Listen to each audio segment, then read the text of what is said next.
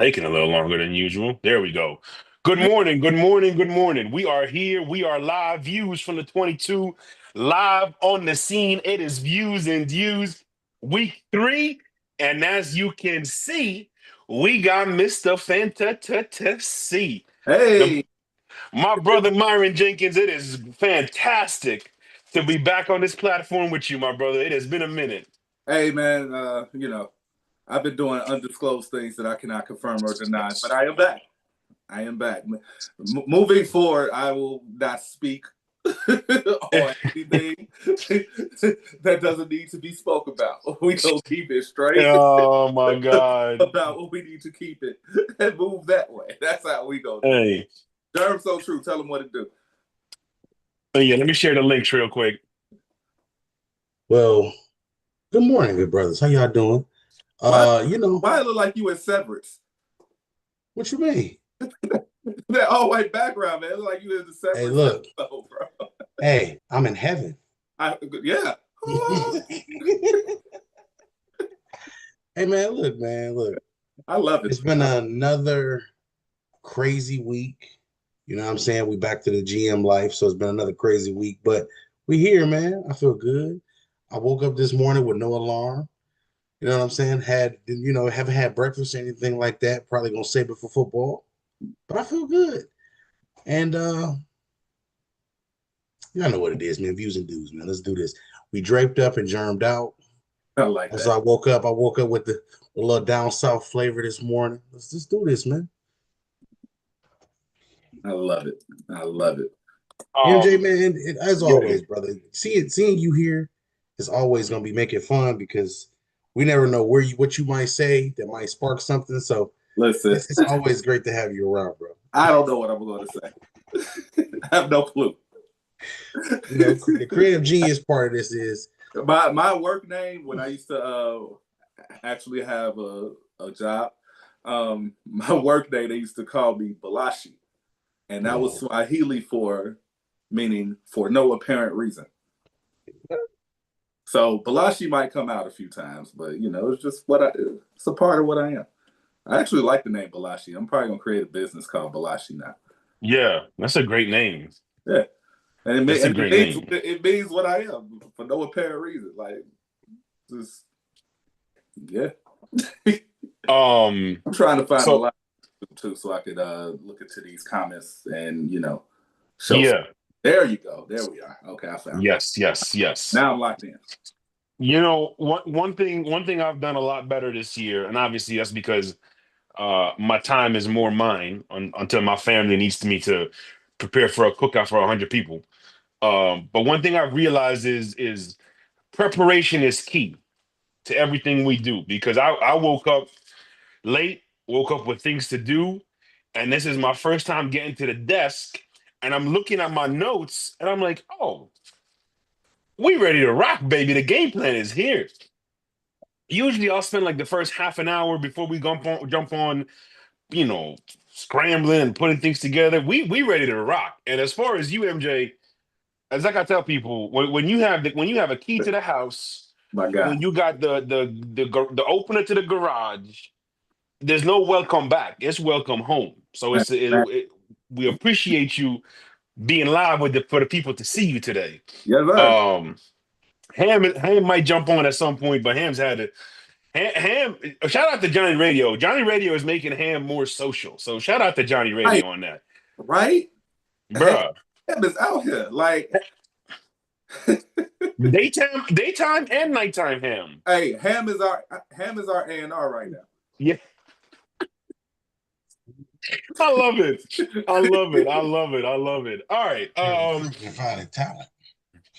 Let's dive into it, man. We have some great games on the docket. You got the Rams versus Eagles, and arguably the team that gave the Eagles the hardest time during the playoff run last year. You got the Steelers versus the Patriots. That's a game, sort of an old non-divisional rivalry that's I think should be renewed. This game is going to matter to both of them. You got Indy versus Tennessee. We'll see how Indy can keep it rolling. You got the Bears versus the Cowboys. We got a lot of really good ones. and obviously you got the Broncos, Chargers, and the Cardinals, 49ers. Some great games to look out for. We are going to start with something, a little topic that I was looking at, okay? And Jeremy and I, we discussed this in the past. We have three important positions, the three most important positions in the NFL. Protect the quarterback, protect the quarterback, get the quarterback. For a long time, the fourth most important player was pick the quarterback, a corner. That was to us the fourth most important position. I am going to have to bump the corner to number 5. And this is, some people are going to think I'm being a little satire-y with my take here. I promise you I'm not. The fourth most important position on any football team is the backup quarterback. Okay? Shout out to Pleasure P. Quarterback number 2. That's what you need in this league, because you look at what we got today. We have 5 backup quarterbacks that are starting in week 3 of the NFL. We ain't even to Halloween yet, Chief. The weather ain't even got cold yet. We already in week 5. We ain't even reached the thought purge. That's what Halloween is to me. It's the thought purge. Hey, it's an important part of the process. Yes, that is your day, ladies, to be a thought, and it's completely okay. Grab some handcuffs and wear some drawers outside the public, and it's completely salvageable. So when I was in South Florida years ago, I did a private transport service, and last night somebody was asking me, what was the best night doing that business? Was it New Year's Eve? Was it this? Was it that? I said, brother, it was Halloween. He said, really? Why? I said, well, we still got kids around. I'll tell you later. But to me, and Jeremy, I would like to get your take on this, and then we go around the horn and we get started. Like 5 quarterbacks starting, and we see the difference in not only the money lines and the parlays and the spreads and the fantasies, but in the overall confidence and feel for some of these teams, just how significant it is to have a backup quarterback who can come in there and execute. So before you go, I want you to talk about how important you feel it is. And 2, would you rather have a backup quarterback with similar physical abilities or somebody who's a little bit different than your starting quarterback? Floor is yours, Mr. True. Or MJ. First things, really, really funny. I don't agree or disagree with the take of it being important. Ranking it, I don't like doing rankings with stuff like that, because some things are invaluable and some things value can be placed based on circumstance. So circumstantial situations will arise in our lives, and you got to be smart about it.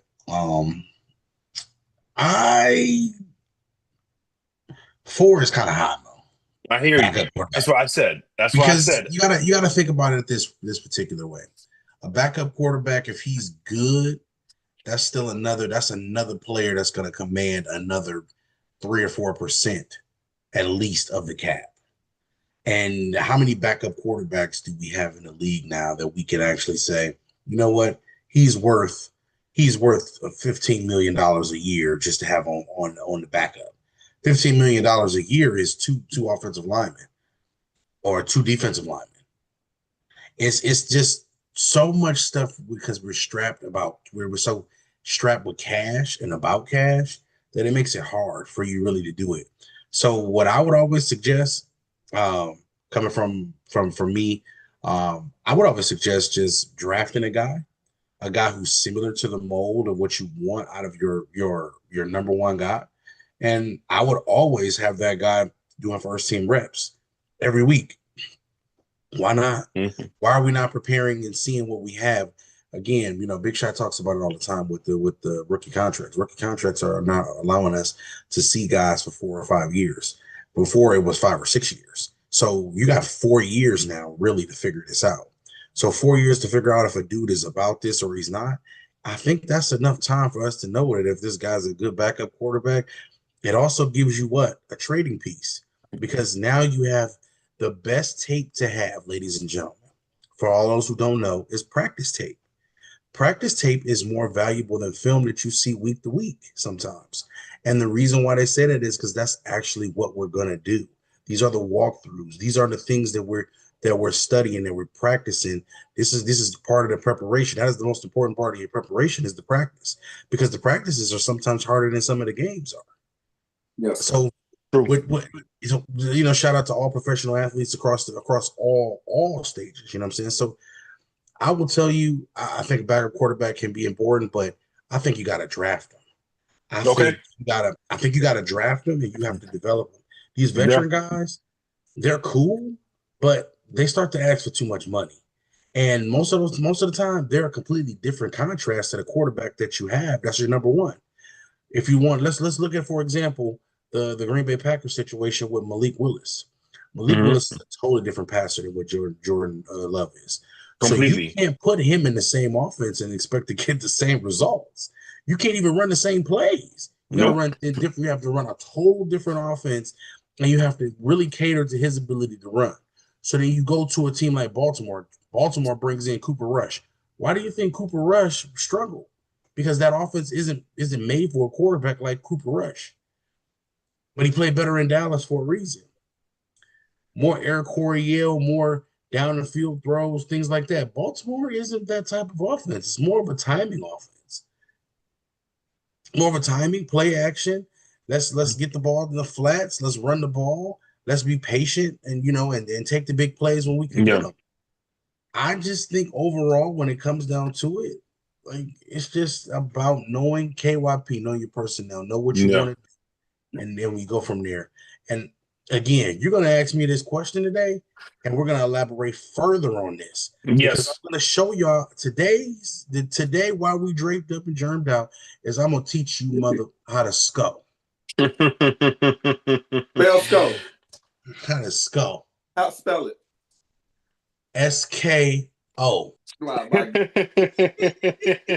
Hey, what up to Jay? What up to Tito's Galaxy? You already know what That's it is. Jorge. Jorge. I know. Yeah, that's Jorge. I'm gonna call you by your name because I don't know if they want their government name out there. Who knows if they want their surname in these streets?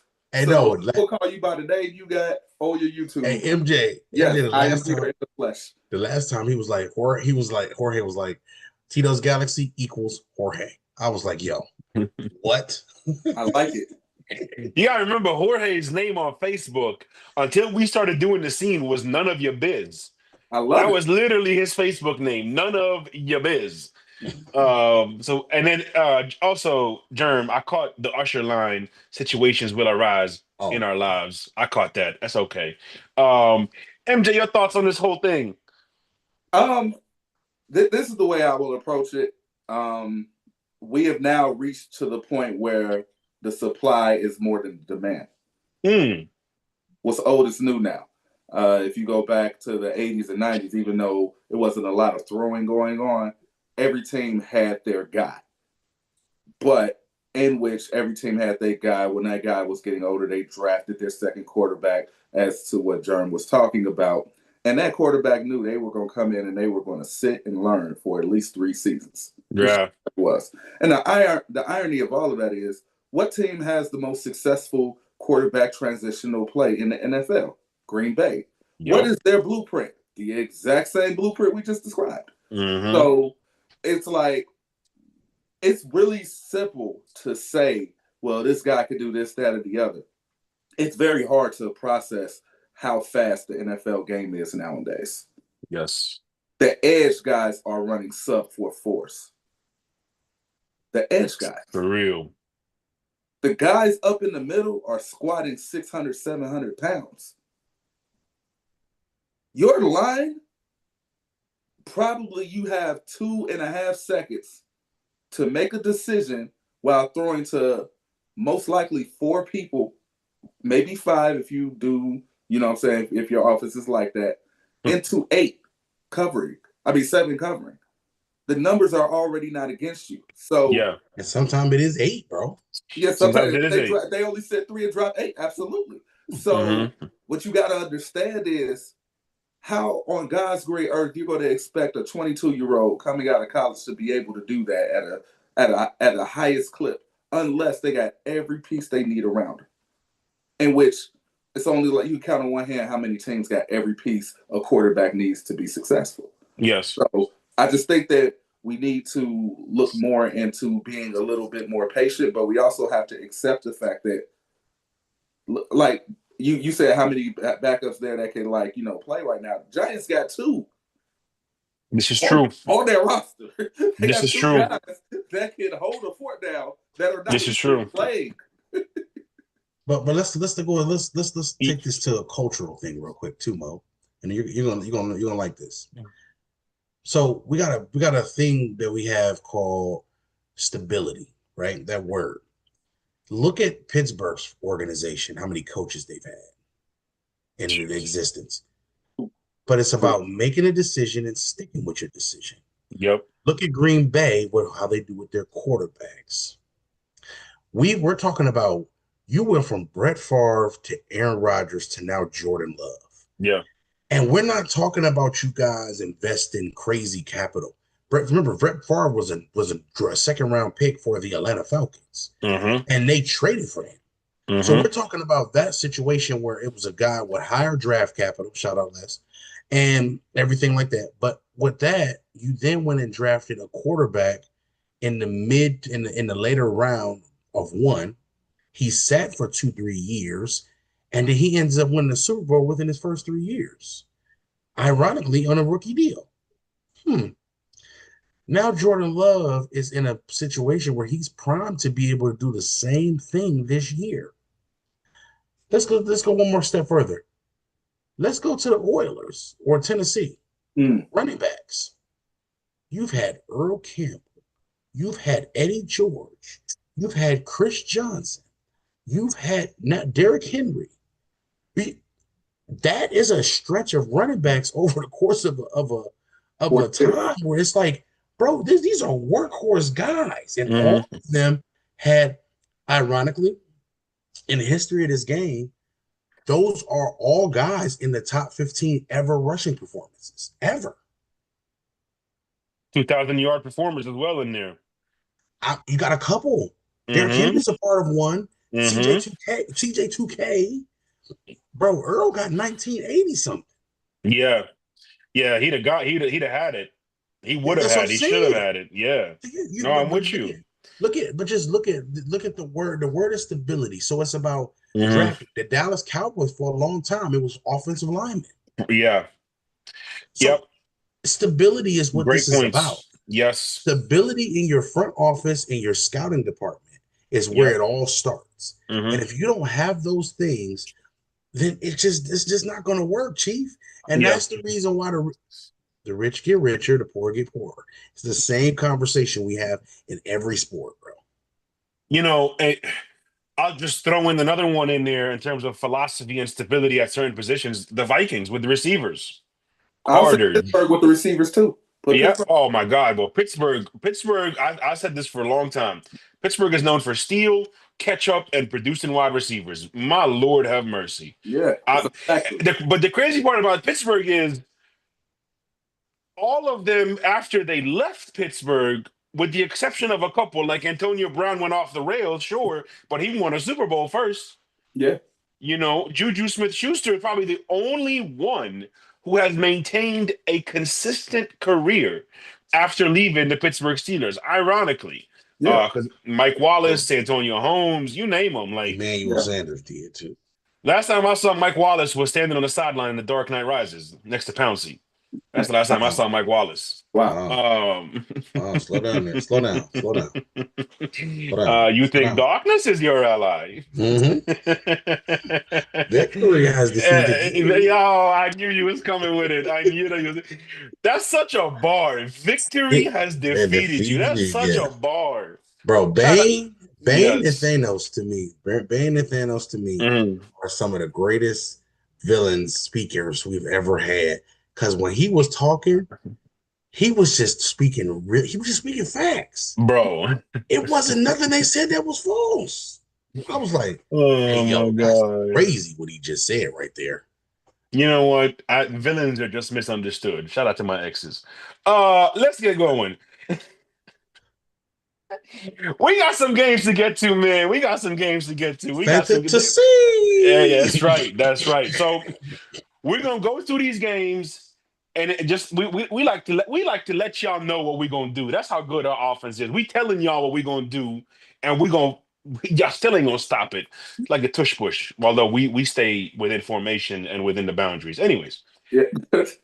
let's get rolling. Let's get rolling. So we gonna go lab opinions, fantasy on each game. Let's go.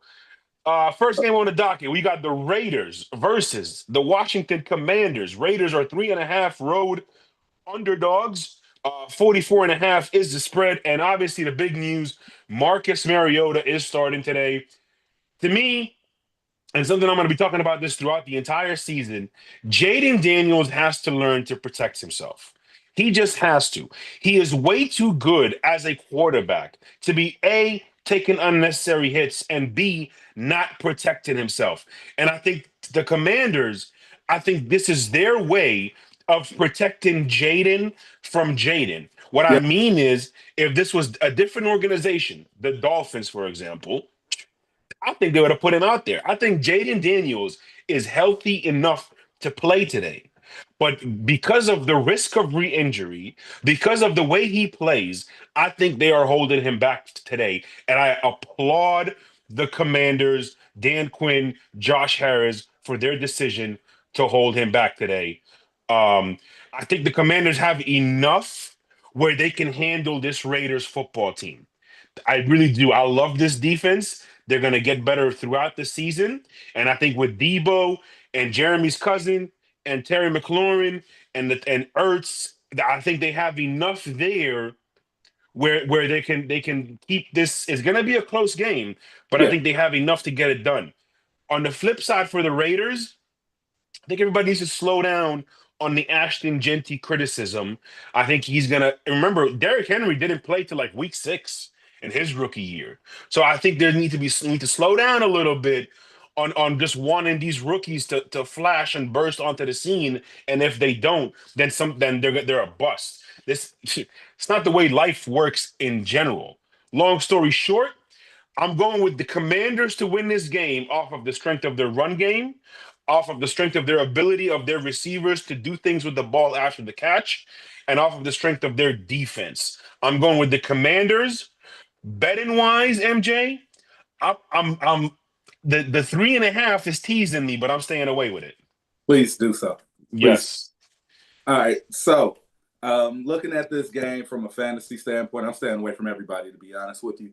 The key word, I guess, is patience and stability. But I'll add, continuity in there, but it would just be more of a simile to stability. So, Yes. Ashton Genty is just going to take some time. He'll be fine. It's going to take some time. But, expect your ROI on Ashton Genty around week 8. Love it. I love that. Expect the ROI around week 8. I know some of y'all drafted them first round and you don't have time right now. You might be out the playoffs by then. But you should have prepared for yourself and drafted a veteran running back behind it. Who drafts a rookie running back and don't prepare to build around it? For real though. That sounds more like a you problem if you're an that. Not an Ashton Genty problem. So with that, oh my god, yo. With all of that being said, I wouldn't be surprised though if you're desperate. I wouldn't be surprised to take a look at Terry McLaurin, only because Mariota is known for having to get the ball out quick. And I think I'm pretty sure that the coach told Mariota, "Look, I know you like to run. You see what we just did to our quarterback who could do that 5 times better than you. Get the ball out your hands to your people and let them eat." I love it. I love it. Germ? I hate to say this, but this is kind of why you don't draft a running back in the top 10. It's again the Saquon story all over again. It's like, now that you've drafted him in the top 10, your expectation is now a little bit too much. And the thing is, the running back needs the quarterback to give him the ball because that's the only way he gonna score. See, that's why y'all don't score because y'all don't understand which running backs get the ball because y'all can't score. Oh man, y'all can't score, honey. That's why. Now listen, the thing is with the Raiders, Geno doesn't have the same supporting cast receiver wise. Bowers is really the biggest threat that they have in the passing game here, and then you're trying to develop an undrafted player. So you're not going to really see what this offense is going to be fully capable of probably until about I'll say about week 8, week 10 as well, MJ. I think that's around the time they peak. Hey, y'all got to understand this too. Like preseason's different now. You know, this is actually we're still in preseason for a lot of these players, especially quarterbacks. Still It's trying true. to figure things out. I'm not even mad at that. I'm not mad at that assessment. Starters played in the preseason. No, So it's true. It's true. It's absolutely true. Like it's week 4 is the first week that you expect teams to start looking more like what they're going to look like. Week 3, the good ones already have it figured out for the most part, usually. And then just little kind of tweaks here and there. And then week 3, fantasy wise, is probably usually you take the chalk more than anything, just because teams are like, okay, let's stop bullshitting certain things and let's just do what we do. Give me the Commanders, though. I think the better defense is the Commanders. I think the better offense is still the Commanders. I think I think my distant cousin, Mr. Crosby Merritt, gets a touchdown today. Yes, love that. I have him down as well for anytime touchdown. I actually have I'll give it later. I have a 2 receiver, 2 running back, 4-leg parlay anytime touchdown that I feel really good about. But we only do $1 bets around here. Anyways, so we're all going Washington money line. Is that correct? Correct. Washington money line, yeah. Love it. Next on the docket, you got the Atlanta Falcons versus the Carolina Panthers. The Falcons are 5.5 road favorites. That shows you the disrespect that Vegas has towards the Carolina Panthers. Look, Atlanta, we talked about this. Next year, officially, their Super Bowl window opens. They got a rookie quarterback. They got that contract for Kirk Cousins that's going to be off the books. They got 2 rookie edge guys. Both their tackles should be back, and they'll be serviceable. So they're going to have a lot of things in place for them to maximize talent and maximize the early window out of Michael Penix and out of Drake London. And shout out to Kyle Pitts. Apparently, they've been playing golf together, and that's been helping. Kyle Pitts he has all the tools and all the skills and all the attributes. I am going with the Falcons, and I'm going to even take them to cover here, MJ, believe it or not. Yeah. And AJ Terrell is out, so you might want to plug in the rookie McMillan, because Bryce Young is targeting him at a very high volume. And then Drake London, I got him in there for an anytime touchdown. Your thoughts, MJ? All right. So, ironically enough, unfortunately, they're not looking good in real life. But from a fantasy standpoint, Carolina's a gold mine. Mm-hmm. I got Chuba and T. McMillan. Love it.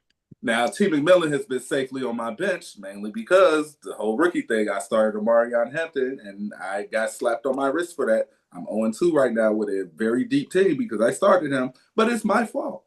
And I started him as my 4th flex. So it's not like I started him at number 1 or 2. He was my 4th flex, and I got greedy. That's my fault. I'm owning that. It's not Omarion's fault. It's my fault. I should have started T. McMillan. You see how that works? Accountability. So, yeah. Oh, we don't want that's the second. Availability and accountability. That's the order. Now, if you are in fantasy and you have T. McMillan and Chuba Hubbard, I say you play them very religiously. Just play them because Bryce Young is good enough to get them the ball, even though he's not good enough yet to win them games. That's real.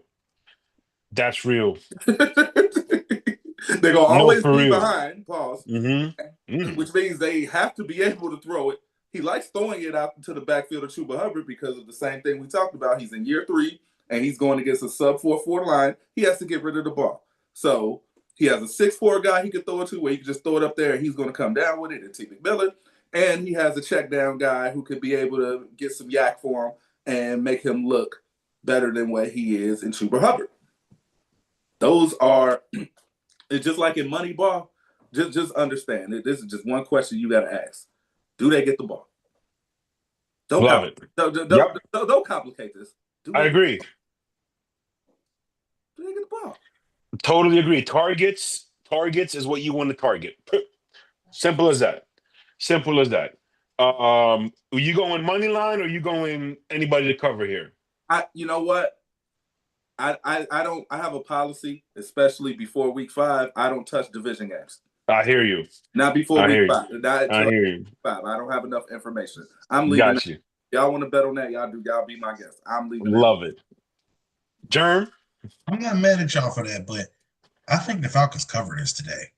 I think that Penix is playing top 5 quarterback so far this year. Mm-hmm. I think the throws have been sensational. Mm-hmm. They could arguably be 2-0 if we got a player who can play the ball in the air. Yeah, and if you don't have Baker, who suddenly is the clutchest quarterback in the NFL. But I'm with you, though. That's championship football. I called you after the game. I said, bro, that's championship football right there. That's championship football. Yep, absolutely. But we'll talk about the Bucks. Oh, we're gonna get to the Bucks. Yeah, we'll talk about the Bucks. We're gonna get to the Bucks. I'm letting y'all know now. This Falcons team is somebody y'all need to pay attention to. Y'all need to have Bijan for some yards today, or a touchdown, or both.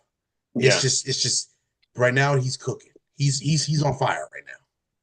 Yeah. So I have me telling you to play Bijan will be like me telling you to put your pants on. Now sometimes you gotta tell you. If I have to tell you to play Bijan, this is not the show for you. It is the show for them too, because sometimes people make foolish things. It takes a fool to learn. The fantasy gonna mess up your mind. I like it. Sometimes you gotta suffer. I actually, parlay wise, I'm leaning towards Kyle Pitts 4+ receptions. I think his line is 3.5. I'll take the over on that personally. No, man, I can't trust him, man. Germ, I'm telling you, he'll score. I'm not going anytime touchdown. I'm just saying he don't score. Poor reception. He don't score. You're right. He don't score. Score. Speaking of not scoring, the Browns play today. Yeah, they do, don't they?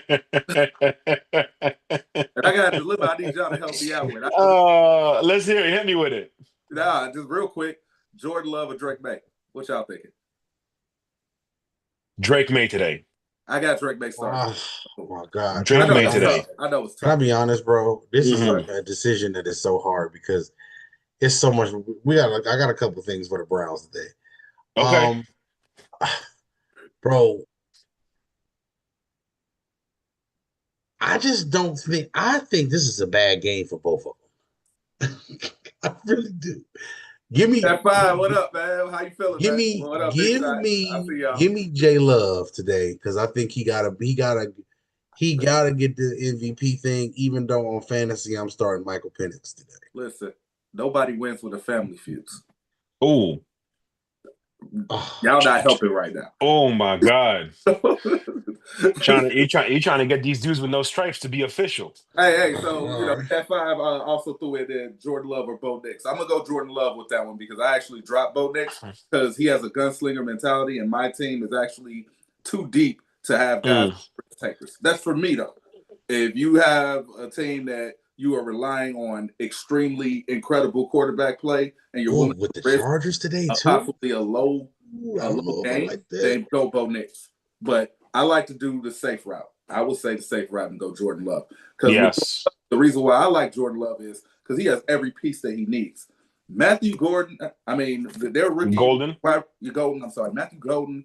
Well, a lot of people are not understanding it. I know for the fantasy people, y'all freaking out. He is the reason their offense is what they are right now. because that boy runs a sub 4.2, and he is stretching the field vertically to the point where you have to worry about it. Nobody wants a 90-yard bomb thrown on their head, which is why Kraft is getting all of that money in between. Mm-hmm. You know who Jordan Love reminds me of? No disrespect, because I actually liked him. He reminds me of what Culpepper was at Minnesota when they had Moss. Okay. Because Moss stretched the field. Yeah. Everything else has to be open because he takes so much.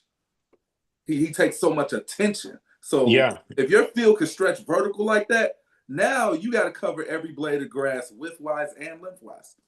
Pause. To your point, 50% of his routes last week were considered deep routes. And now Jordan Love missed him on a lot of those. But here's something to consider. Number one, Matthew Golden, yes, the rookie Matthew Golden leads the league in average separation. The only thing missing is the timing. Once the timing, he gonna catch it. Believe me, he gonna catch it. I know. Once, because it's Jordan Love is just missing it, and he's not missing it because he's inaccurate. It's just timing. Yeah. Once those two can figure out the timing, and the right tackle Zach Tom, who shout out to him, man, he has improved every single year at that position. That their tackles are back today. Once those two get their timing correct, you're going to see a stat line from Matthew Golden along the lines of 6 catches, 154 yards, and 2 touchdowns. That's coming. Easily. That's coming. Easily. And keep an eye on it. I'm not saying it's going to be today because we know how stingy the Browns defense is. But just keep an eye on it. Now, Jaden Reed might miss a couple weeks, so he's going to be thrusted into that number 1 room. Tucker Kraft, luckily, is playing, and he had 6 catches last week. Yeah. But Matthew Golden, once they get that timing right, it's going to be a problem for everybody across the league. Yeah. And it helps that you got pound for pound, probably the best running back in the league in Josh Jacobs. Pound for pound. Agreed. I'm going Packers, but I am staying away from the 7.5. Now, the Browns have not covered a spread since toast was invented. Okay? It has been a long time since the Browns actually covered a spread. But I am still staying away from it because it's week 3. If this was like week 12, I'd probably go with it. But week 3, a little different. Good. So before I pass it to Jerm, because I just came from an all-inclusive and we had buffets that had a nice spread, I'm going to go with the spread. I think it's I love it. I love it. Go ahead, Jerm. So here's the thing, right? As far as Matthew Golden goes, Matthew Golden was actually open on, I think they said 75% of his routes last week. You can't cover that, boy. He was wide open. Mm-hmm. Like, he ran a dig and he was wide open, and Jordan Love checked it down because he had another player who was open. Ironically, in the same vicinity or in a zone in which Matthew Golden had vacated. Then he had a situation where he threw a ball to somebody in another place where Matthew Golden vacated. So all I'm saying is that he is the missing piece, quote unquote, the speed piece. Let me teach y'all how to score today. I told y'all. The reason why Jordan Love is scoring is because they figured out part of Jerm's formula to be able to score. Don't you add that? And that's going. You got to be able to have somebody who vacates an area and open, and when he leaves that area, it creates a vacancy in that area where you run a route behind it. If I clear something out, I'm clearing it out. Why? Because I'm clearing it out to give me some space. Because I want to be able to make a throw either behind it, in front of it, or underneath it. So clearing out, ladies and gentlemen, that is one of the first original keys to be able to score. You got to have somebody clear some things out. With that being said, let me pass it to you, MJ. Go ahead. Let me do some sports science with that too. why is 40-yard sprint so important? They're like, well, you run a 40 a sub 4.24. This is why the 40 times are so important. If a quarterback on average is getting 3 seconds to throw it, by second number 2, if this guy that I'm guarding I know is fast, by second number 2, I've already committed to him not beating me. So if I commit to him not beating me, either I have to be deeper or I have to commit all-out sprint or all of my focus on just him. The second I do that, a piece off the chessboard gets knocked off. So now, whoever is in that area with that guy is going to be open because now all he has to do is win his matchup in that area. And usually, it's the tight end because the tight end is matched up with who? Either a safety or a linebacker. Mm-hmm. Either way, a person that has no business guarding the tight end. Facts. So, or you have running backs. Or you have the running backs checking down because you have the same situation. You're not bringing the safety to drop down to guard no running back. That is crazy because now that over the top really is open. Mm-hmm. You're going to have the linebacker guarding a running back, in which is probably, I can count on a hand and a half how many linebackers can really cover a running back in space. Oh, Fred Warner.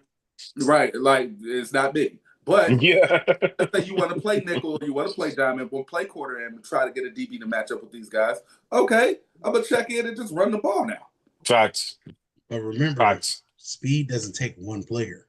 Speed takes 2. So now 2 picks. So now 11 2 pieces off becomes the 9. In 2 seconds, 2 pieces off the chessboard. Boy, that's math. So once Well, you know again, what though, Jerm? Go ahead. Once again, bro, Teach this is how we're gonna scope. This is how we teaching you how to scope. These guys are small.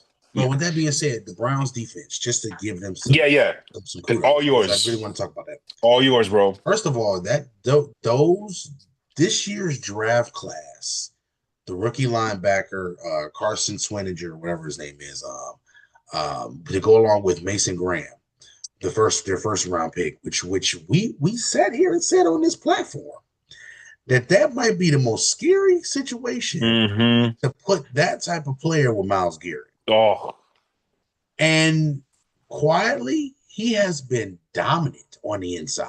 Yes, he has. To the tune of they're getting so much push in the run game that they held Derrick Henry last week, probably the best running back in the league, to one of the worst performances we've ever seen in his career. And Jerm, not to cut you off because I'm gonna let you keep cooking. They talked all type of confident going into that game, and they backed it up. Keep on. Not only did they back it up, if Joe Flacco doesn't throw that ridiculous interception and doesn't turn over the football, Mo, they covered at 17.5 that we talked about. Yeah, and they may do even better. They would have. Damn it. But bro, this is another classic example of what more can they do? Yeah.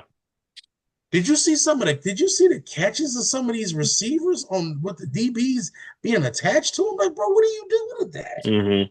Bro, if anybody wants to say the Browns are browning, the offense is brown. The offense. The defense is green. Facts. That's money. Mm-hmm. Mark Andrews had 3 touchdowns stripped from him. Stripped in the end zone. Greg Delpit said, give me this. Yes. I'll take this. Oh, my God, bro. Lamar Jackson last week should have thrown 3 interceptions in the red zone. They dropped 2 of them. So with all of that nonsense that y'all talk about, he'll turn the ball over and all of that. We're not. Nope. We ain't doing that. He do that too. Yeah. They all do it. But the point is, he do it too. People drop him. Understand that defense is a very they're literally probably the number 1, number 2 defense in the league right now in every major category. That makes sense right now. And the only problem that they have is their offense can't score to support them or sustain drives. And imagine what happened. Imagine if you had a quarterback that their defense believed in to play hard for you in your offense. I wonder what happened there. Never mind. Go ahead. You know, yes. Oh, my bad. Here's what I'm looking up right now. Was Baker? Did Baker ever play for Coach Stefanski with Cleveland? Yes. Yeah, Andrew Berry got to go, man. I'm sorry. Baker not only Like, played with Andrew, well, not only played with him. Baker was the quarterback that won the Super Bowl, right. won the Won the Cardinals the playoff Super Bowl game, game. won the Literally. playoff, and Stefanski had COVID during that game. He wasn't even on the sideline.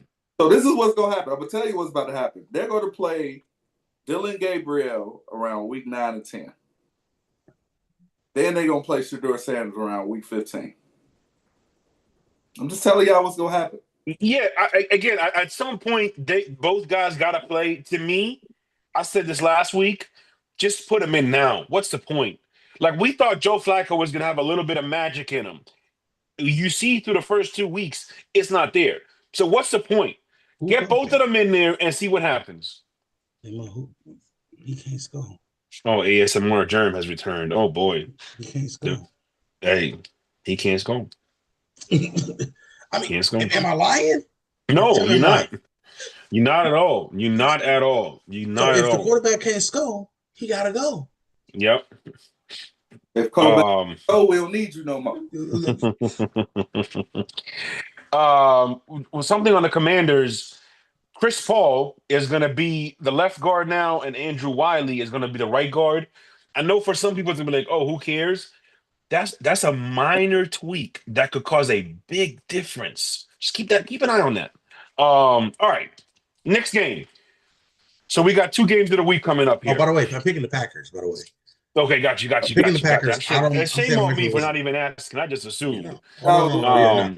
Picking the Packers. I just wanted to make look. I want this to be on wax because I'm about to kick his ass and pick him. So I gotta. All right. Next on the docket, you got the Pittsburgh Steelers going to the New England Patriots.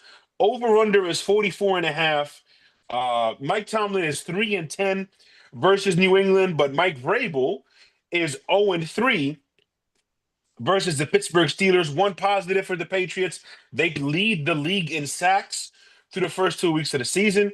Christian Gonzalez, unfortunately, he's out yet again. That's 3 weeks in a row with a hamstring. You hate to see that because the young man is extremely talented at the cornerback position. Wait, they lead the league in sacks? The New England Patriots lead the league in sacks for the first 2 weeks of the season. How many do they have? 9. 9. They got half a game. Yeah, they got 4 on Geno and 5 on Tua. Well, well, could be circumstantial. Okay. As you're staring at me like I know Jaquan and Tanya and Taylor and all the Steelers fans are perked up in their seats right now. I got in the lab this week, as I do every week. But this week, one of my topics was Aaron Rodgers. My hypothesis from watching the broadcast was he's being timid. My conclusion after going in the lab is as such. There are players running open. There are plays where there are 3 guys wide open. He's just not throwing it. There are several occasions where the tight end is running free down the seam with not even a safety over the top, and he's not throwing it. There are times on those bootlegs where there are guys who are immediately open, but yet he keeps going to the sideline, which is like something they teach you in year 1 at bootleg quarterbacking, bootleg 12.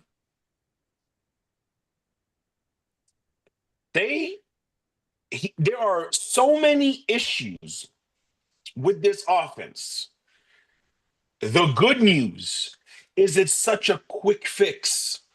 And it is as simple as just get the ball out of your hands. We know he's accurate. We know he can read defenses. We know he's smart. We know all that about Aaron Rodgers. We have plenty of criticism about the guy, but we also acknowledge his greatness. The simplest solution for the Pittsburgh Steelers offense: get the ball out your damn hands. Simple as that. This ain't State Farm. You ain't filing a claim. You ain't got to go through the process. You know where you got to go with the football. Get rid of it. And there was a play last week where he took such a bad sack that put him in a bad third down, and Fryermuth was wide open. Wide open. Another thing he's not doing is these quick outs. These little quick outs, whether it's from the slot, whether it's from the flanker, whatever it is. It's such an effective throw. It's such an effective route. You know who mastered it? 4K HD12. He mastered it. He mastered it with Julian Edelman and Danny Amendola and Wes Welker. And he got caught on a hot mic telling Chris Godwin, if you and me can do this play the way I did it with Julian Edelman, it's going to be unstoppable. He literally told him, there isn't a player in the league that could stop me and you from completing this out route if we do it right. And the Steelers and every other team, they have it in their playbook. Arthur Smith is calling this play. He's calling this route, and he's just not throwing it. About 2 or 3 occasions, he's just not throwing that quick out. And that could and the Steelers offense, they're not like the Chiefs or the Bills or the Ravens, where it's just like, yo, let's just go get it. No, they have to be methodical. They have to be meticulous in how they want to matriculate the ball down the field. And it's there. Arthur Smith is calling decent play calls. But Aaron Rodgers, the simplest fix, get the ball out of your damn hands. When he starts getting that ball out of his hands quicker to his reads, to the guys that are open, everything else is going to fall into the place for this offense. On the flip side, defensively, I think a lot of it is that these guys just haven't played together long in the secondary. So I think defensively, they're going to be fine. My biggest concern on defense, did you know the Pittsburgh this is a fake note, by the way. The Pittsburgh Steelers are the worst tackling team in the league over the first 2 weeks. The Pittsburgh, those words shouldn't even follow each other in that order. Jack Lambert, Mel Blount, Troy Polamalu, Ryan Clark, James Ferrier, you name them. Hines Ward. And we the worst tackling team in the league? That's the biggest concern for me. So it's 2 things. 1, Aaron, get rid of the ball. Get the ball out your damn hands. I don't need you to hold on to it. I don't need you to play with it. I don't need you to examine it. Get it out your hands. And number 2, they'll be fine defensively as the season goes on. But the big concern is tackling. If they can't fix that, problem. Big problem. Right. That's my thoughts on the Steelers, fellas. All right, so I'll add something else with the Steelers that they probably could incorporate in their offense to help Aaron Rodgers be able to process and get rid of the ball quickly, especially with a guy like Calvin Austin. How about the pick play? Why not? Couple of picks. Get your rhythm, get the ball out your hands, let your speed demons do what they do. It'll eventually set up DK Metcalf over the top. As far as the Patriots goes, yes, leading the team in sacks, but this really feels like a Josh McDaniels team. He does this all the time, but he can only do it with the Patriots. I don't get it. It's like I don't get it either. He could only do it with the Patriots. He has left twice. It just hasn't been the same. But it's something about the New England. Maybe it's the chowder. I don't know. It's something in New England that just activates his powers as an offensive coordinator. Yeah. Because yes, I know Drake May was going to be good, but for him to have this type of command only in his second season, and while everybody else is still trying to figure it out, he seems to be fine. That is literally bothering me. Like, that's why I had to ask that question. I'm still not comfortable playing him. This is too good to be true. Yeah.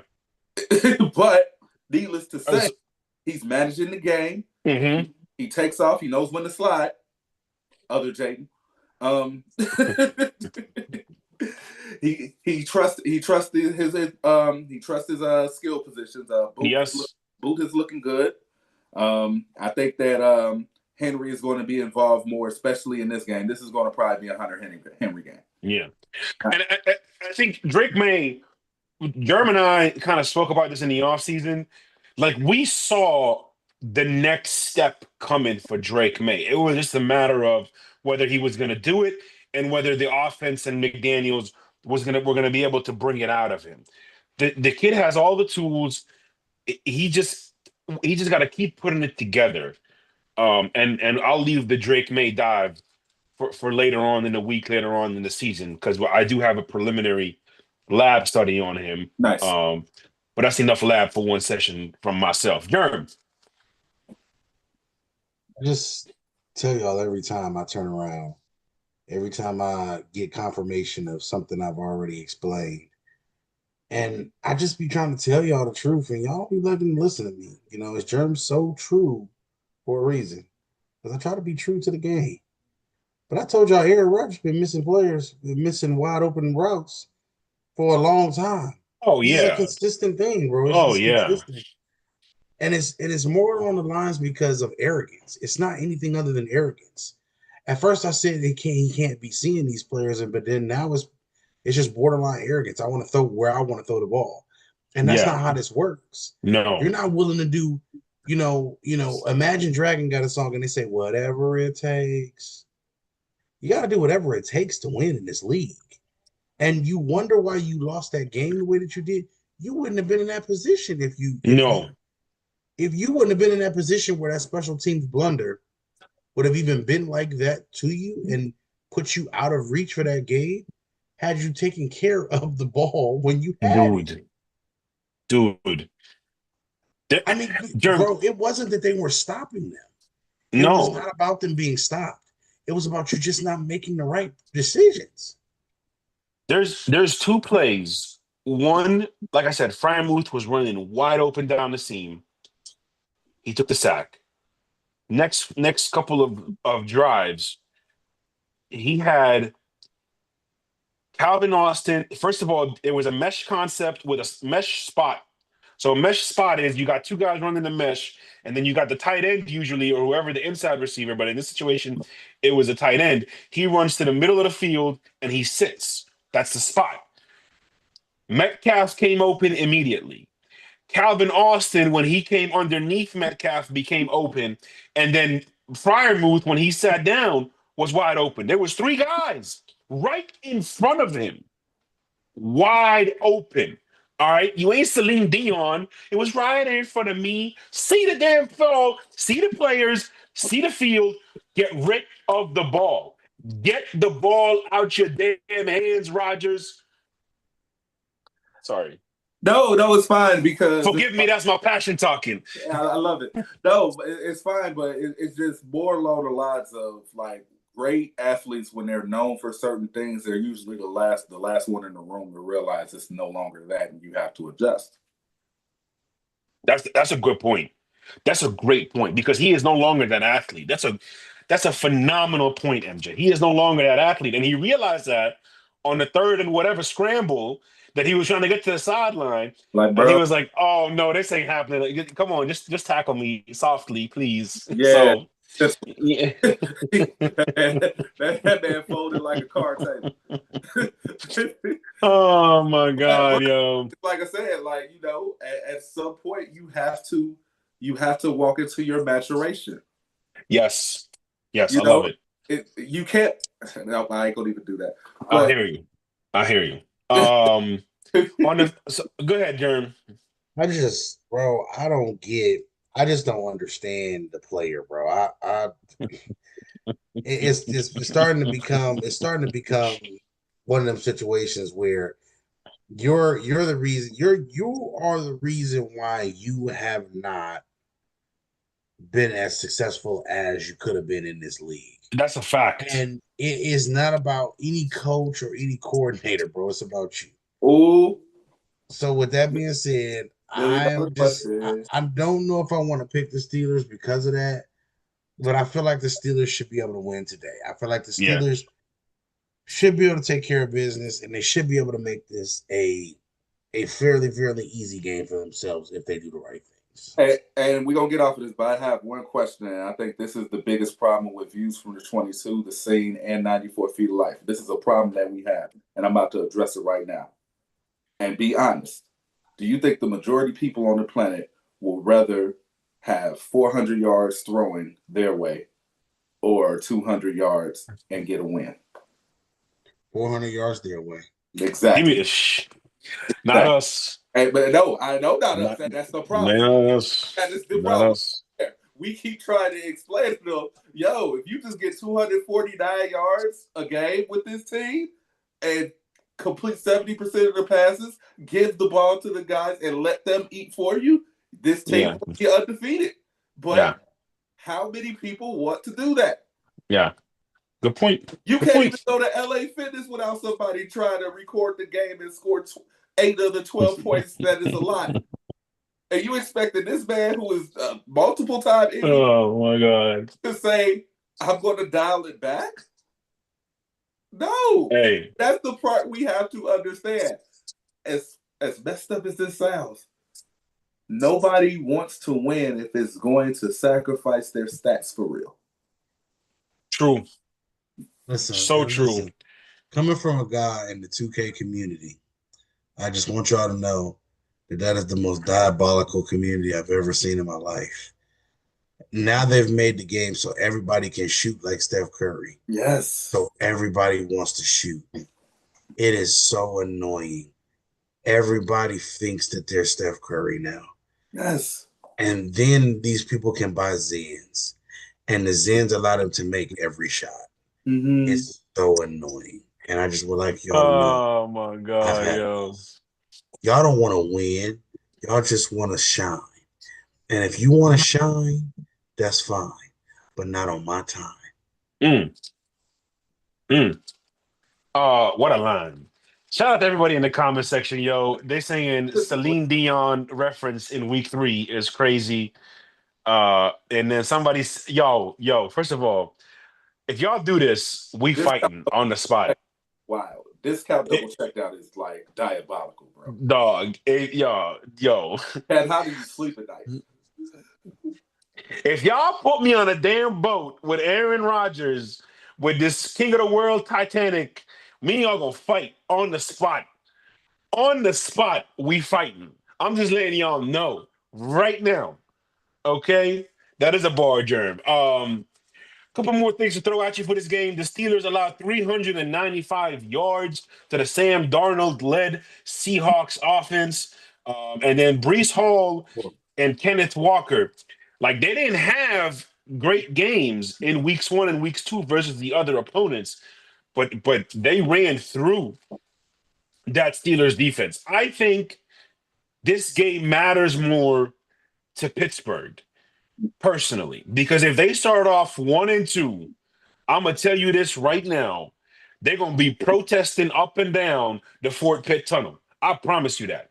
If this team starts off 1-2, I think it is more important for the Steelers to win this game, because the Steelers also have a tougher schedule down the road than the New England Patriots. So I'm gonna go with the Patriots. With the Steelers. But that Freudian slip lets you know that I am not confident picking the Steelers in this game. Shout out to the 2 quarterbacks that are legends and Mount Rushmore people for this franchise, and Tom Brady and Ben Roethlisberger. One of Ben Roethlisberger's best games. Are y'all ready for this stat line? 40 of 49, 522 yards, 6 touchdowns, 0 interceptions. 0 interceptions. Ben Roethlisberger also holds the record for the most 500-yard passing games. And then, Tom Brady stats, what's the point? We know what it is. But shout out to those 2 guys for sure. I respectfully disagree with you, Mo, only because we're going to focus on football as it is today. If you ask me if they played in week 8 or week 9, I will pick the Steelers. Right now, I have to pick the Patriots for the very reasons we just talked about. The Patriots lead the league in sacks. You have a quarterback who refuses to throw it to the open guy because he wants to throw it to who he wants to throw it to. That is a recipe for losing. So I have to go with the Patriots. Germ. No, MJ, I agree with everything you said. Like, I want to pick New England, but I just think Pittsburgh has to win this game. I think this is a must win for It's a Pittsburgh. must win for New England. Don't disagree. I don't disagree. How But Buffalo looking, they don't have a choice. yo, for real, jeez. With a young quarterback like that, making it to the wild card though is an ideal thing to build on though. You're Yeah. not. I don't expect you. I don't expect you to beat out Josh Allen and that team. I just expect you to compete, and you still don't even have your best defensive player. Mm-hmm. That Right. changes a lot too. So No doubt. Good point. No, Very good point. you got to understand, we have, latitude. The coaches probably even have latitude. Do Drake May look like he play like a guy who has latitude for himself? Bro, I honestly I love the way Drake May plays. He is a competitor. Oh, he is a He getting to competitor. it. He trying to get Yes, to he it. is. Yes, he is. God, you making me want to change my pick, yo. I'm You sorry. really are. You really are. It's been a while, man. Again, I'm gonna stick with them because it's a must win. But Yeah. in no way am I advising anybody. As a matter of fact, my advice would be listen to MJ. Don't listen to me on this one. That's my advice. I don't bet on this game at all. Like, here's Right. the thing about gambling. The objective is to make money. This is not an ego thing. Make your money. Yeah. Find parlays that you are solid on and pick them. And pick them. Yep. Which I'm gonna give you my You don't Shefty need to 6. You don't have to pick this. It's 17 games going on in the NFL. Leave this one alone. Leave it alone. Yep. All right. We are in the fourth quarter of our show, which is, again, like I said, we don't have too many games that we're gonna go too in depth on. Because we got it out. Jared, who's your pick? I'm picking the Steelers. Okay, so we both going Steelers. Okay. Yeah, I definitely want to change my pick, but I'm gonna stick with it. Next game on the dock, you got the Rams versus the Eagles. Look, I don't want to get too much into this game. I just want to watch this damn game. The number one thing, this y'all gonna think I'm lying. Y'all gonna think I pulled a stat from Jerm playing Madden. The Rams gave up 460 yards to Saquon Barkley in 2 games last year. Yep. Not to the whole team. Just to Saquon Barkley. They allowed 460 yards in 2 games. Excuse me? This is about pride. You better not let this man do what he did to y'all last year. That is it. That is all the Rams have to do is make sure Saquon is not pulling out and busting through double paws with all these big yards. He know how to score. He does know how to score. You know who else knows how to score? Matt Stafford with Puka Nacua and Devontae Adams. This offense is the best looking offense in the NFL. I'm going to say it again. The Rams offense is the best looking offense in the NFL. They can do play action. They can do quick passing. They can put a quarterback under center and get him in a drop back. You damn right I am, baby. You damn right I am. We're going to keep this simple. Very simple. Attack the corners, attack the safeties, attack them deep, attack them often. Give me the Rams to go into Lincoln Financial and win this game.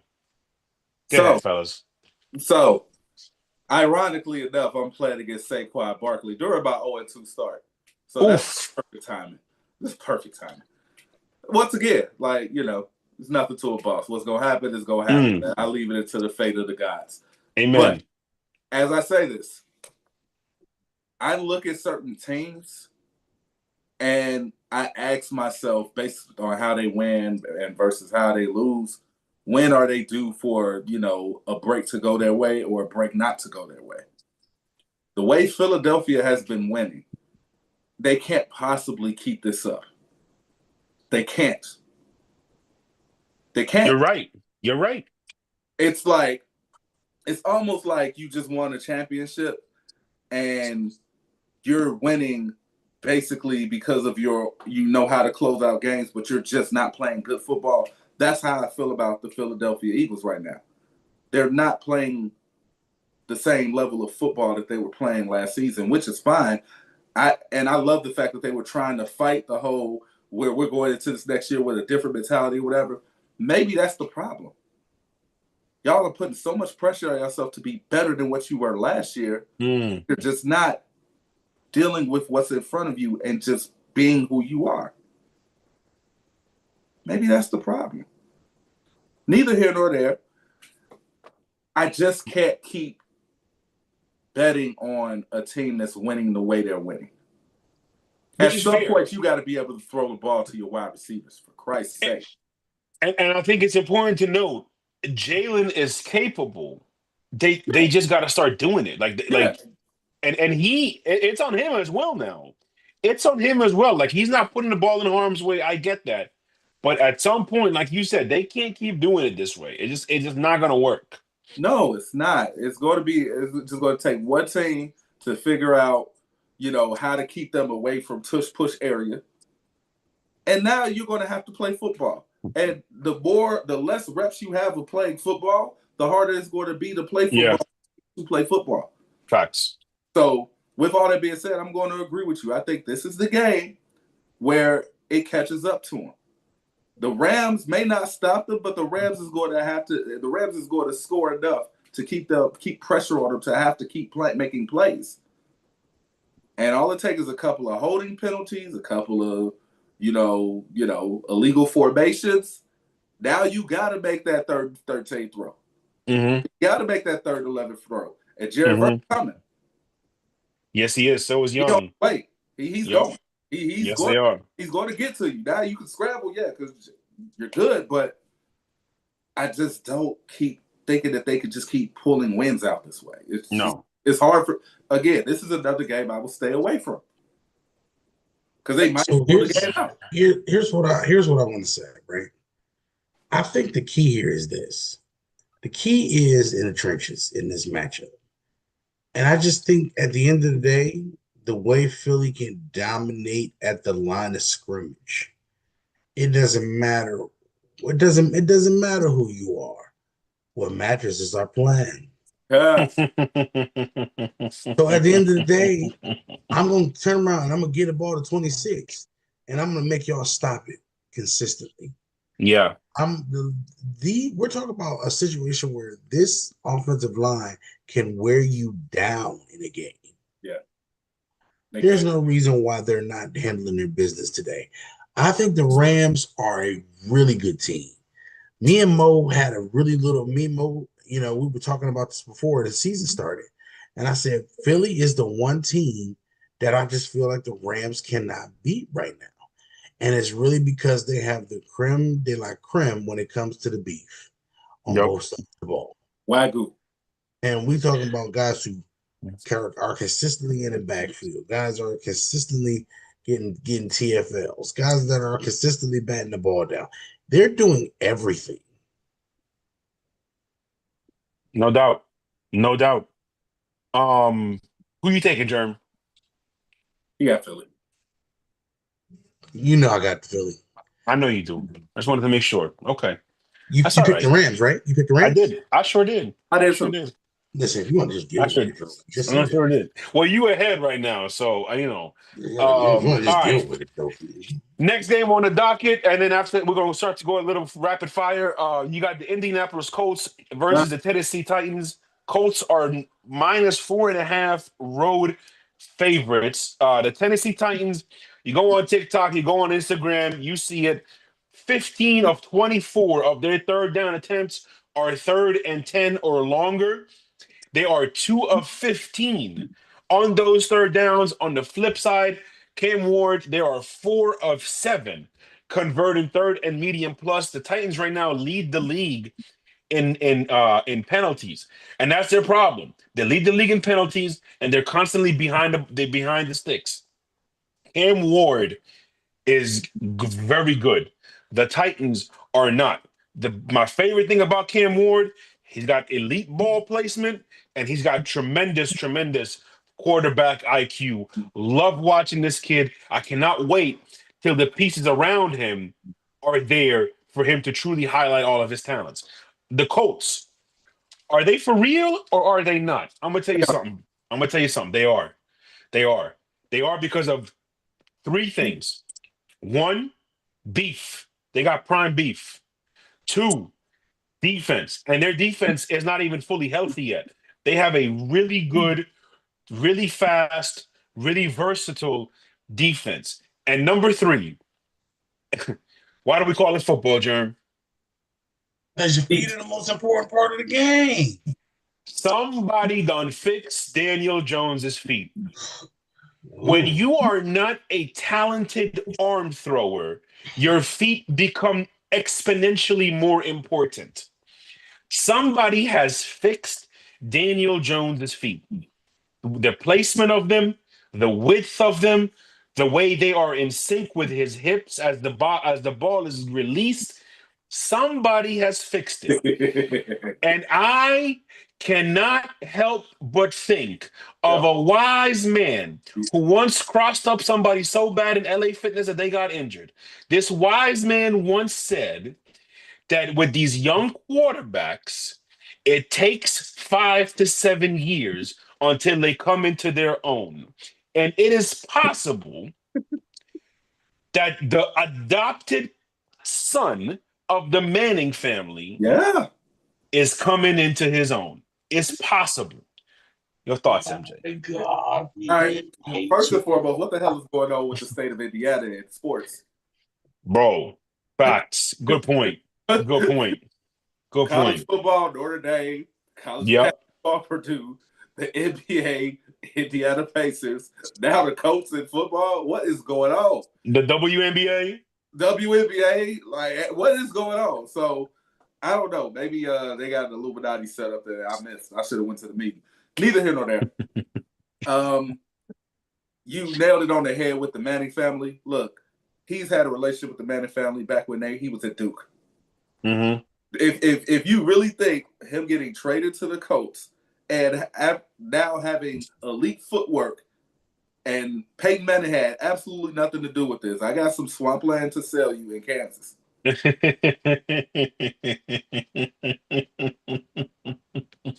No, you're right. If you really believe he don't got nothing to do with this, you're right. I that's a great point. You're crazy. Especially because Peyton spent an abnormal amount of time in Indy this offseason. He did. Ironic, right? I actually just thought about it. He actually did. What could he have been possibly be doing in Indiana? Okay, so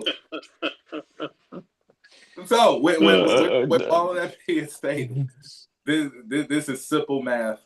The Colts are for real. Mm-hmm. They have an owner that actually, wait for it, actually understands that there are certain things she doesn't know and wants to learn. Yes. Yes. Applaud her. Learn the business and learn the actual sport that she owns so that she could be better. Applaud her.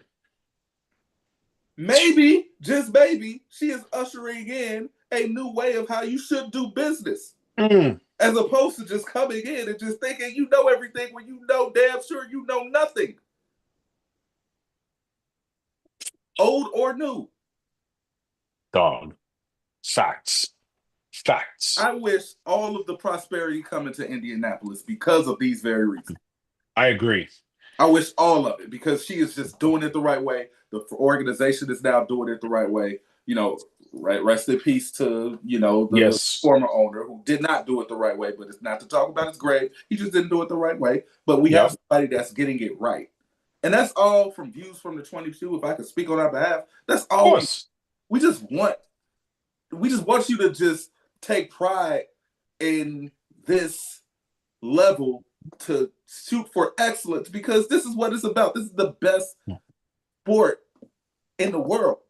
Facts. I can say that I'm a basketball fan. This is the best sport in the world. How it's set up. Every game matters. The fan base. Mm-hmm.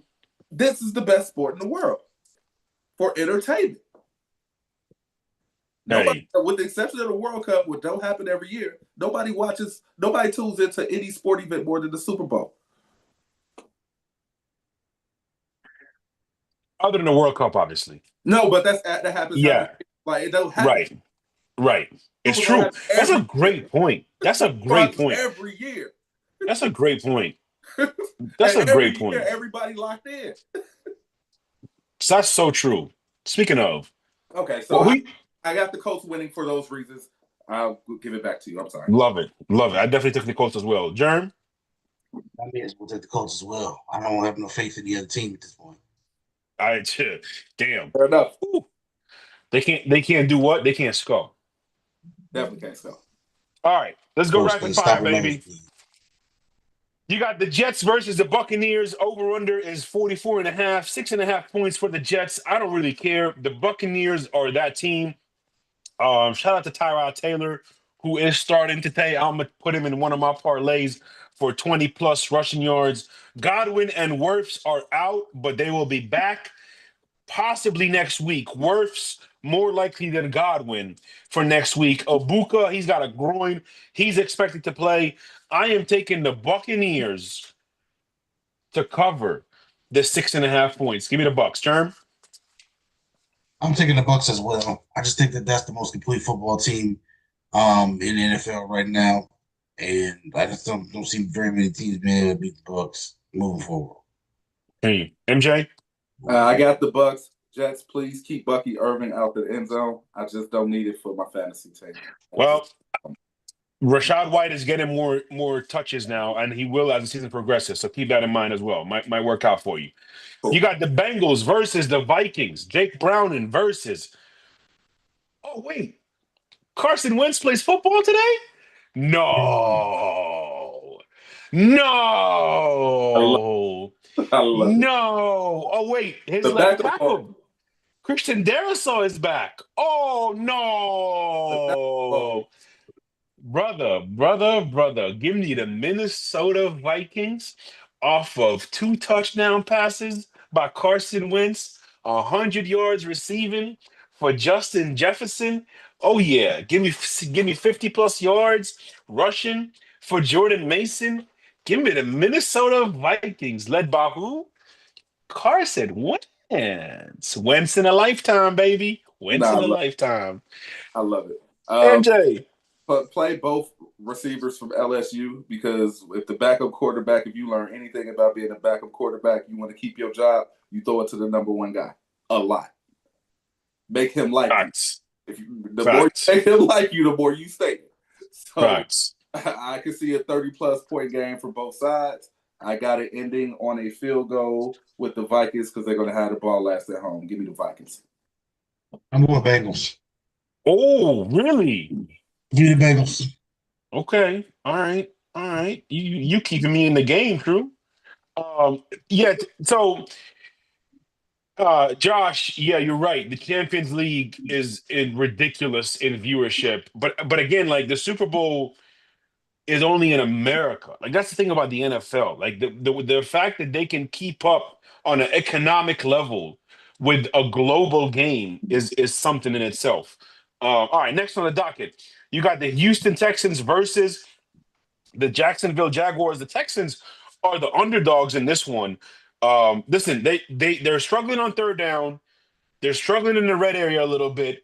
They need a dependable number 2 receiver because he is possibly playing CJ Stroud, that is, behind the worst offensive line in football. What keeps them competitive is that amazing defense.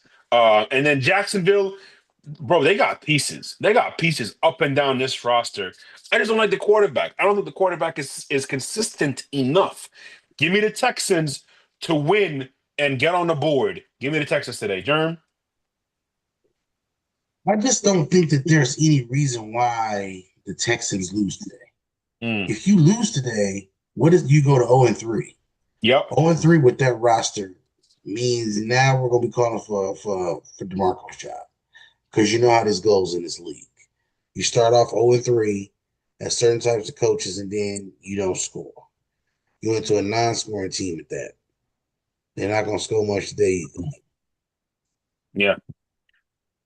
Give me Jacksonville for those Love it. very reasons. Like I'm no longer picking a team that can't protect their quarterback at this early I don't stage. blame you. I don't blame you. Not. I They can't do it. cannot protect him. They cannot protect him. And that's a problem. Um, and it is possible they go 0-3. Like it's Jacksonville can very easily win this game. Cat five storms. It says all Jake Browning did when he replaced Joe in 2023 was lead the NFL in completion percentage and have a winning record. And he still got Jamar T. I agree. A little bit of a different team. And mind you, I think the Bengals are gonna be relevant enough where it's gonna be interesting whether Joe Burrow actually comes back in December.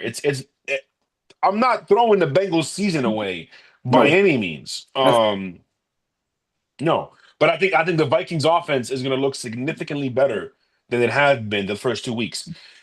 Next on the docket, you got the New Orleans Saints versus the Seattle Seahawks. Bro, the Saints have been competitive. Spencer Rattler is not playing bad. Number one, he leads the league in passing attempts so far through 2 weeks. He has 0 interceptions.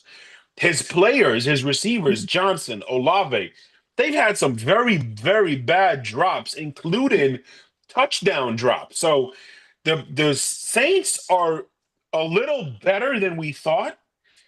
Still not good. Still not good. They're still going to be fighting for a top 5 pick. Seattle, I've been trying to tell people all off season, the Seahawks defense is legit.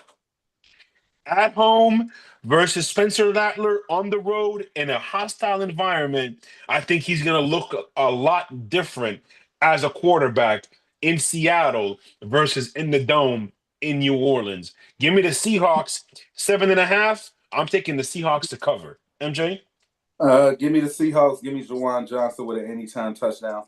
love it.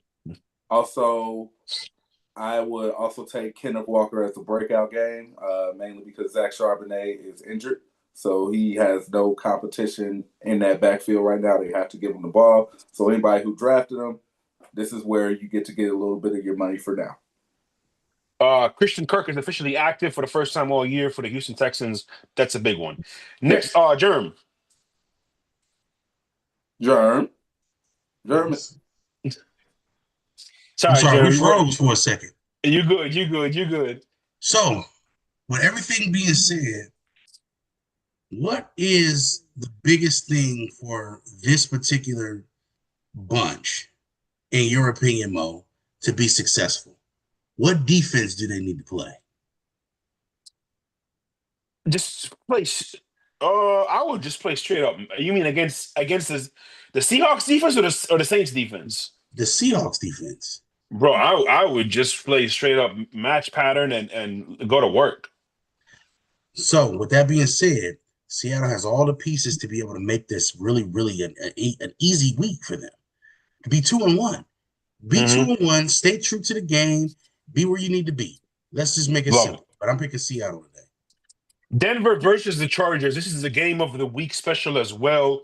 I cannot wait to see how this game plays out. MJ, you talked about it earlier. Bo Nix has 4 turnovers, 3 interceptions, 1 fumble through 2 weeks.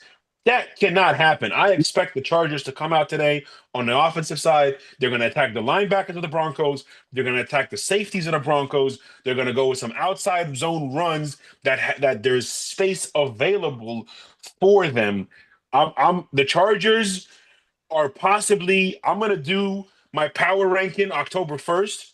The Chargers are possibly the best team in football because they are big. They are a big physical football team on both sides. This is not the Chargers that we're used to. Shout out to Jim Harbaugh. They are big. And while I love everything Denver has been doing, it just seems the Chargers program has surpassed them. And I think that's going to reflect on the football field today. Give me the Chargers to win. So, a guy that works a 9 to 5 shouldn't date a stripper.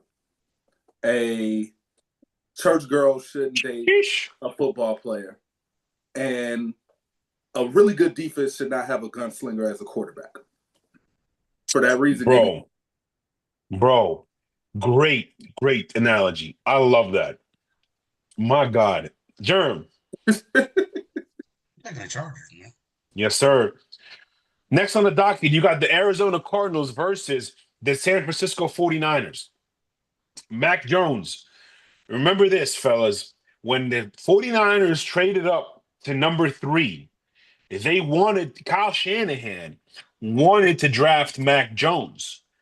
For some reason, the front office wanted Trey Lance. But Kyle Shanahan has not been shy. He wanted Mac Jones at number 3. And I think personally, if any other quarterback was there right now, backup quarterback, I think Brock Purdy would have probably been pushed to start this week or next. I personally think that Kyle Shanahan is telling, like, yo, don't rush to bring Brock Purdy back. I want to see if I can get what I think I can get out of this kid. Now, his feet are a problem. He's not a natural thrower of the football. One thing I believe in, if you are not an accurate, consistent passer, it's better to be an underthrower than an overthrower. Daniel Jones, underthrower. Mac Jones, overthrower. He is very inconsistent with his misses, with his passes. So they got to fix his feet. And I think he can take that next step. He played relatively well. They have playmakers. The Cardinals, the defense, I expected the Cardinals defense to be a lot better than what they've shown the first 2 weeks. Combine that with the fact that Kyler Murray just does not play winning football. Give me the San Francisco 49ers to win this football game. MJ. Germ. No, we're going to pass it to Germ. Germ, Yeah, true. 49ers. All right. I would say 49ers, and shout out to the 49ers because I've seen this before in the 90s. Really good quarterback. Quarterback is injured. Another quarterback just take their spot. Now they got quarterback issues. So give me the Niners. Love it. Next on the docket, you got the Dallas Cowboys versus the Chicago Bears right there in front of Lake Michigan at Soldier Field. Let me tell y'all something. First of all, did you know the Bears defending seam routes are allowing quarterbacks 158.3 passer rating? That's literally perfect. That's perfect. Yeah. That's literally perfect. And Dak, I don't care what nobody says. I don't care what anybody thinks. The Cowboys should absolutely dominate this game. Now, Germ, I was in the lab on something, and I want to toss this to you before we wrap up. Does George Pickens and CeeDee Lamb, do they present similar challenges to defenses as Amon-Ra St. Brown and Jameson Williams? Floor is yours, and then we go to MJ. So I can put down my parlay bet. So look, this is actually a very, very interesting question because what you have is you have 4 receivers with 3 of them being a little bit more similar and 1 of them being a unicorn.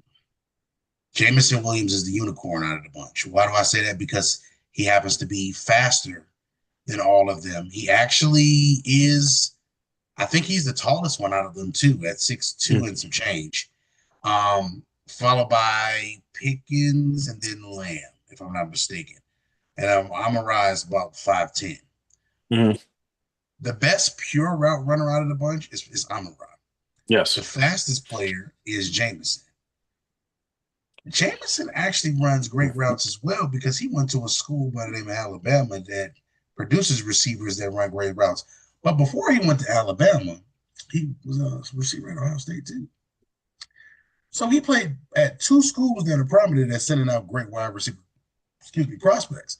So what I think is the most important part, and while we talk about scoring and things like that, is Amon-Ra presents a matchup problem because when we put him on the move, with his ability to be able to stop and restart and remove, for lack of a better term, for him to not remove, but to be able to stop, start, and make moves in and out of his routes and things of that nature, especially coming in motion, it presents the defense with something with eye candy that they consistently have to look at.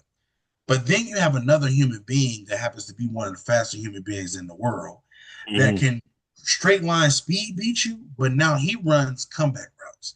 Now he runs other routes that, again, what is he doing? Causing you to vacate an area where you have to account for him. Great He's point. one that takes two. So Mm-hmm. if he's one of the ones that takes two, when he gets a one-on-one on the outside or in the slot, this is why those slot fades, a lot of these coordinators are liking these slot fades. Because these slot fades create this matchup where you are going to get a lot of these teams matched up in these zones where the cover three, where does the safety come down in the cover three? Middle. Flat, hook, middle, depending on the responsibility. But normally it's the flat. Right. Where's the slot fade going? Right behind it. Right behind him through the seams. So it gives you another option when people play cover three, because what do people bring out cover three for? Speed. Mm-hmm. So it gives you speed, gives you another dimension on offense. If you don't have speed on offense, it will not work in this NFL. And most importantly, you stagger yourself.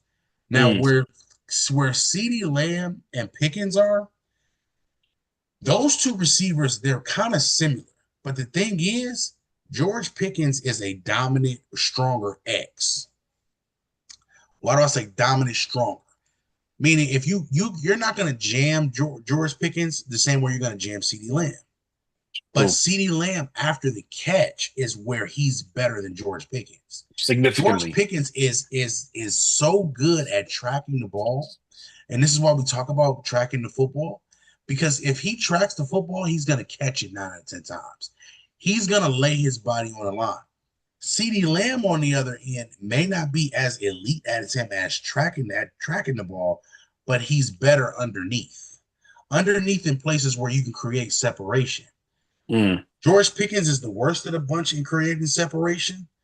Jameson is probably going to be the second best, but Amon-Ra and CeeDee, with the way that they run their routes and the way that you can put them in motion, it just makes it really hard for you to be able to stop them because of the way that their bodies kick in toward and they can move like unnatural human beings in situations. So to answer your question, I think that the usage, that the way that the Cowboys are using them, you don't have a guy that you necessarily have that's a slot threat with those two guys. I think you have a flanker and an X, opposed to you having two guys who don't have a position.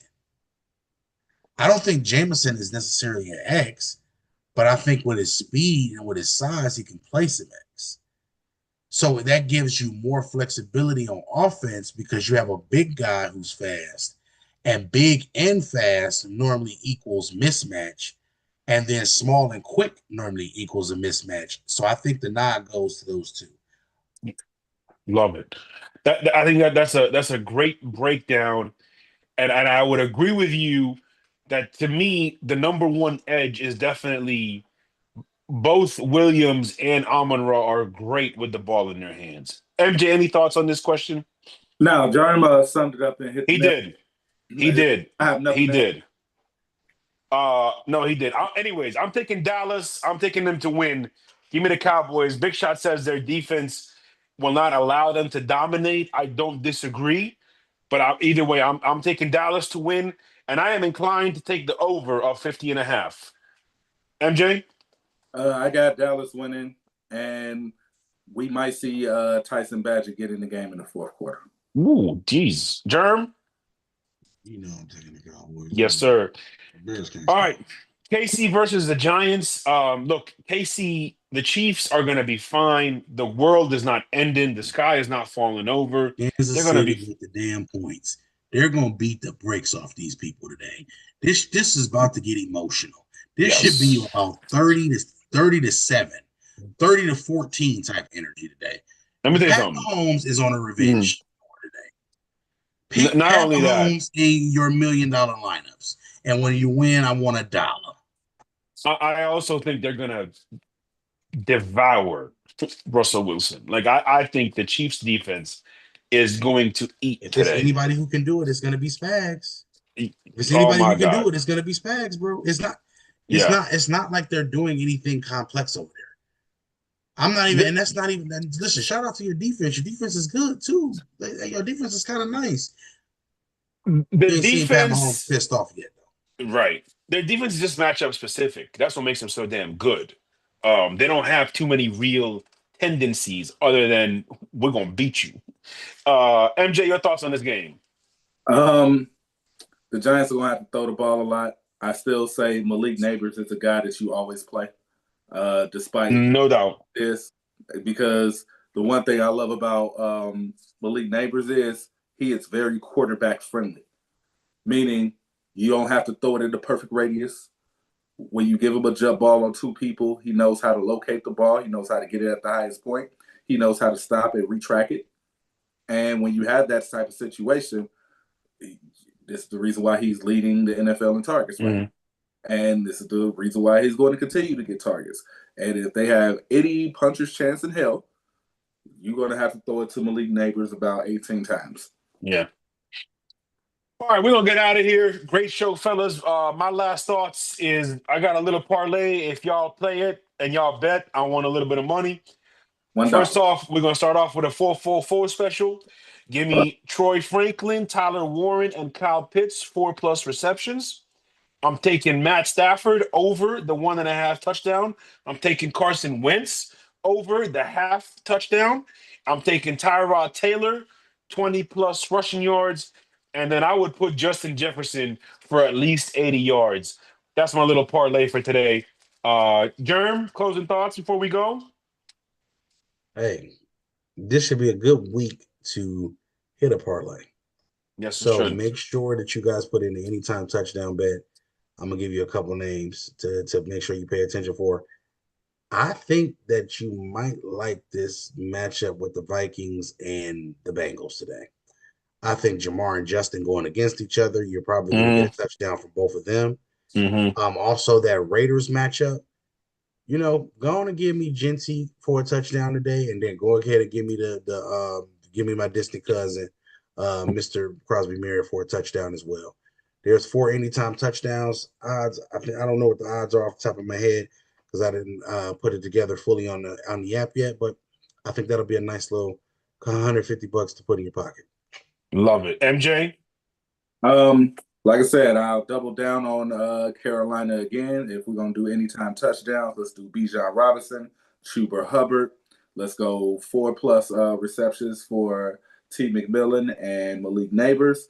And let me go ahead and also add, let's go 4+ receptions for Trey McBride. And Love it. 4+ receptions for Roma Dunze.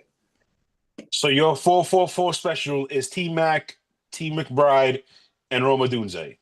Yes. Love that. Love that. That's a good one. I might throw that in there and let you know what happens. There's a reason we go live at 11. The reason we used to go live at 11:30. We now go live at 11 in case we have overtime, which we did today. We still got about 20 minutes till kickoff. Y'all enjoy those 20 minutes. Get your snacks ready. Me and Jerm will talk about some few things with MJ. Love y'all. Appreciate the support. A lot of content coming out this week. TikTok, Instagram, Facebook, YouTube. You know where to find us. Take us home, True.